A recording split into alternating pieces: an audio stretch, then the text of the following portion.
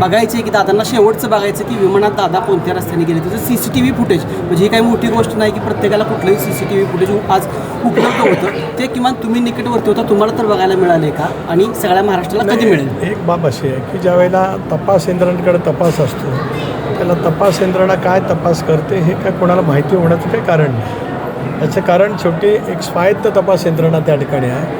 CIDचा तपास आहे, CBIकडे तपास त्या ठिकाणी सोपवण्याच्या बाबतीमध्ये वहिनींच्या नेतृत्वाखाली आम्ही सगळेजण त्या ठिकाणी भेटलेलो होतो. शेवटी देवगिरीपासून 8 क्रमांक गेटपर्यंत जाणारा रस्ता वर्षानुवर्षाचा आहे. वेगळा रस्ता असेल तर ते त्या तपासामध्ये येईलच.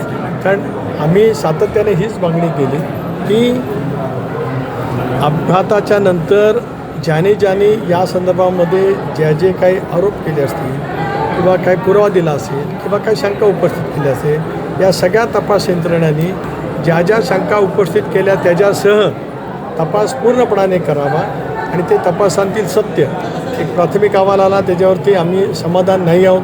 हे पक्षाच्या वतीने मी अगोदर सांगितलंच पण लवकरात लवकर हा अंतिम अहवाल त्या ठिकाणी यावा.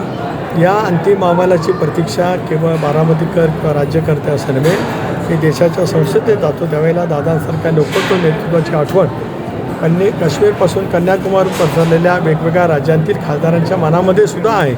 ते सत्य लवकर बाहेर नवीन महिला आयोगाच्या अध्यक्षा म्हणून नवीन कुणाला जबाबदारी मिळेल? मुद्दे मांडले होते अजितदादांच्या अपघाताबाबत रोहित पवारांनी जे मुद्दे मांडले होते त्याच्यामध्ये बहुतांश मुद्द्यांना माझं समर्थन आहे असं पार्थ पवारांचं म्हणणं आहे. असं पार्थ पवार म्हणतात आपला त्याला पाठिंबा आहे. नाही असं आहे की पार्थने जी काय भूमिका मांडली मी ऐकलेली नाही पण शेवटी मी वारंवार सतत म्हणत आलो की रोहित पवारसुद्धा ज्या काही शंका उपस्थित करत असतील त्याच्यासह तपास व्हावा अशी स्वच्छपणाची भूमिका राष्ट्रवादी काँग्रेस पक्षाची दादांचा 40 वर्षाचा निकटचा सहकारी म्हणून माझे आहेच. आणि महाराष्ट्राने पाहिलं आहे की माझ्या दादांचे किती जिव्हाळ्याचे आपुलकीचे राजकीय क्षेत्राखेरीज संबंध राहिलेले आहेत. स्वाभाविकपणाने माझ्यासारख्याच्या मनामध्ये ज्या वेदना आहेत जे दुःख आहे ते माझं मी झेलतो आहे. मी सर्वस्व गमावलेलं आहे. त्यामुळे ज्या भावना प्रत्येकजण व्यक्त करतात त्याच्याशी आम्ही सहमत आहोत.